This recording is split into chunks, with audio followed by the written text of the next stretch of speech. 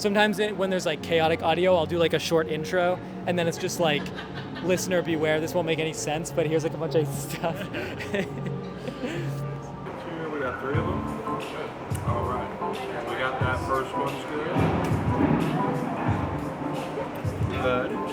And yeah, welcome in, guys. You can go right there. I think it's paid, but The coat check is $5 per bag. Okay. Just one moment. well, I guess he's got his laptop maybe, so it's heavy. Yeah. I'll just like slowly take down all the exhibits by like swinging my bag accidentally into the... And we're allowed to take photos and stuff? That's right, yeah. You can take photos, videos, whatever you want. Thanks. Yeah, you could try joining Paper Friday sometime if you're interested. It's one more way to create accountability if you present like a thing you're working on or something. From Europe to Asia to America, the Balloon Museum is reshaping how we experience art. Now, it's your turn. Step inside and prepare to be amazed. Welcome to Emotion Air. I like when they like tell us how we're gonna feel, like they want to be really explicit like about telling us how the experience is gonna go for us before we only have to wait 10 seconds to find out how we'll feel. I'm often skeptical of videos. Welcome. They just to always seem like they're up Emotion to Air, something. Where art moves, breathes, and surprises. It all began in 1965 when Andy Warhol released his Silver Clouds into the sky, pushing the boundaries of art through air. Today, that spirit returns to the Palace of Fine Arts in San Francisco. Emotion Air is an interactive journey presented by Balloon Museum, a traveling exhibition that fuses inflatables with emotions and human connection. Here, you don't just observe art, you step inside it, touch it, become part of it. The air comes alive. The artworks respond to your presence. They grow, shift, and transform just like emotions do. Fun turns into meaning. Play becomes reflection. This isn't a theme park. It's contemporary art that spreads to everyone. From Europe to Asia to America, the Balloon Museum is reshaping how we experience art. Now, it's your turn. Step inside and prepare to be amazed. Welcome to Emotion Air. Should we get our photo with these balloon guys? Yeah, they start out with fear. That's a bold choice. They don't warm us up with like an easy emotion. The cube of abyss. This is something all software engineers will be familiar with, so just jump right in. Just go in the cube of abyss. You face it every day. Oh, yes, the abyss. It's like, oh, maybe this is like more for kids, but then it's like, oh, okay, no. Yeah. You might fall into the abyss, careful. I would love to go up, but that's clearly not allowed. I just assume. This would be like a crazy thing on the water. Oh, is that like the line we follow? That's the line, follow the line. Oh yeah, and so if you end up doing that half marathon, we could both wear one of these during the race and then we can record. Oh, these guys' eyes move. Not really, I'm still looking for like a way into anime. I need like the one that's right for me, that's on a platform. I'm an anime watcher, yeah. You know how sometimes you're watching like an anime from the 90s or something? Neon Genesis Evangelion, sometimes they'll have like freeze frames of something. Yeah. It's like this. Yeah. This is what it reminds me. Yeah, I like this one the most so far. Maybe this is a good photo. What counts as a balloon? They never established that. I think this is what should replace art though. Like just after seeing like 2 things, I'm pretty much sold that the rest of the art world can shut down and this stuff. Like this, that's what I've come to art galleries to see is like this and that. If it was interactive, it would be a bonus. But they used to do like exhibits like these, but with light and like, yeah, it was like spectacular. Like you could like kind of walk through like, there's one where like wherever you step, like plants would grow. Wait, like that? Yeah, I have in Japan. At a place called Team Labs, which I was Team Labs, that's the one I'm thinking of. Yeah, they were in Bay Area. Oh, they were in the Bay Area. Yeah, right. The one in Japan. That's cool. Yeah, actually, because I guess, like high-res photograph kind of make all 2-dimensional painting art and like things that can be communicated in a high-res photograph. Like it kind of like, that's good, kind of good enough. Like there's something meaningful to seeing physical art, whatever it is in person, like any painting or whatever, like the connection. But if you want to see like rich detail, like they do these in-depth scans now and stuff. But for stuff like this, like we don't have a way to remotely communicate like over the internet, like walking through a thing. So it's sort of like if you're coming to a gallery, this is really a thing thing that needs to, like, it should be as much as possible a thing that can only happen in a physical space. But then now I wonder, like, can you put the identical this in a game and just walk through it in a game or VR? But then there's something about, like, in games you have to add one extra thing to, like, excite the player. And the cheap way is like something to collect or whatever. And then you could add horror, like that's.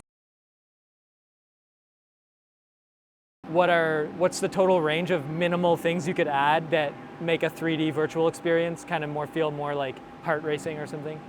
Yeah. I sort of did like a purchase of like a new microphone and like a desk arm and a little pop filter thing that goes on the microphone. But I watched some videos and I think it turns out that for $100, I got what is actually apparently like the most used microphone ever, which is like the Shure SM58. And it's like got a little silver top on it and the stick. Yeah, and it's like all live performance. It's a dynamic microphone and it's only like $100. And then I got like an arm for it and the pop filter that goes on it. And what else I got? Oh yeah, and then I got headphones that plug in with a wire because I want no latency when I'm like recording. If I'm listening to a beat and like recording, it's funny to be like, yeah. And just because. Specifically, the lightness typical of childhood. And just like children, we read like an intellectualized paragraph about that experience before going into the playground, as we all did as children. I feel small already, actually. Yeah, I'm pretty sure. I like how it's like as if we're kids and we're playing with like regular sized balls for adults. The playfulness can never leave this territory. The working class can never know play outside this room where they paid to experience. You can only play. Yeah, that's part of the metaphor is the tigers that guard the entrance to enforce. Yeah. I think you can't go wrong with too many metaphors, like layered and abundant. What is this one? Supposed to blow bubbles, I guess. It's like a foghorn sound. Apparently there's a record that is just foghorns that you can listen to, like San Francisco foghorns. They're making a lot of points about how our lives are filled with air-filled like bags. I feel like they should have bagpipes at some point just to bring it home. They could sort of, like if this was like an actual tea bar in this room, you could buy tea and like it was. Perfect. Yeah, but that's how they could like kick it up a notch because they could even charge for the tea and it could be like a VIP experience. At some point, I was gonna try like paragliding, like where you just run with a sail and then you take off and you can control it. I just want to take like a 2-day thing, but I'm waiting for like the right time and place. There's places around here that do it, but I think that would be a pretty interesting experience. My cousin has like his license to teach for it in Lebanon. Like the place I'm from, there's like a mountain overlooking the city. Yeah. So they do like there's a lot of tourism there. So he like teaches, essentially trains people to be able to paraglide and stuff like that. That's cool. I won't try it, but I hear it's fun. Yeah, it's hard to imagine that it's like so intuitive and like the safety margins, but the more I look into it, the more it's like, no, everyone's kind of just doing it like a regular thing somehow. I would like to be someone they call when they need like an exhibit like this, and I just get to like, they'll be like, can you do the one for synchronized chaos? And I'll be like, sure, yeah, and then I just get to like call up my network and put them to work and say my idea. But then the thing is, if you go to that person's website, like they've done stuff like this, but you never, after this ends, like you never see this again. And I would expect like if I was an artist, I would have like a guy that I call and I'd be like, okay, go film my exhibit like after hours and document the whole thing. And we're gonna put that up on YouTube like after it ends so that everything I've done is like explained in detail, so that, because it's like they've spent a lot of time thinking about this, but then only a few people experience it and not in like a complete way. And you can never like revisit this again and have a second experience. Oh yeah, put this in like a club, yeah. Yeah, they should do at least one night where there's like a DJ in every room and they're just like doing music and you can go and like use it as like a club, especially the playground room. This was when my team did the escape room. Like, if you want to use the washroom when you're in the escape room, you have to like come and use that washroom. So like you exit and you see those little guys and you're just like, okay, that's, I don't know what the balloon museum is, but those guys are in it. Yeah, another company, they run 5 good ones. But they're very like, it's like you have to rent the whole room for like 2 hours and it's like $500 and they all take like 8 people. So Yeah, it's basically like for like a team at a company is the only real way you could do it. But it's kind of too bad because they're really high quality escape rooms. What liquid is this, do you think? Pattern on the It's back. nice that it's warm. Yeah, this is an easy sell. If I was a rich person, I would be buying this and putting it in my dinner parties. Yeah. Just like not, yeah, it's like my dinner table, have a dinner party, just don't refer to it at all. And people are like, what is the, and you just like change the topic every time they come up. I would watch I would put The Simpsons on underneath and I would just be like watching the episode, but I'd put a bunch of reverb on the soundtrack. It's red liquid though, that's a bit, you think it is red or, oh yeah. It's almost like the closer it gets, the brighter it gets. Oh yeah, maybe the plastic itself is colored or something. Oh, but look at this, the blue is like running around. That's actually really, yeah, the more you look at it, it's like, where actually is, you can see green and then the light. Oh, is that our hands on the walls too in real? I found where my hand is on the wall. Yeah, I was, for a while, I was like taking little video clips and stuff, because I've made a couple videos that are like weird abstract stuff, and then it's fun to put like poetic, like talking over like clips of this kind of sort. But I feel actually it's a good exercise though, with like just whatever random clips I happen to have, put something together with that. I think one of my favorite things is like turning a corner and something unexpected, like color change, size change. You have no idea what it's gonna be. But I love that sensation of like, you turn the corner and it's like, you never would have guessed it's gonna be this, even after like the previous rooms.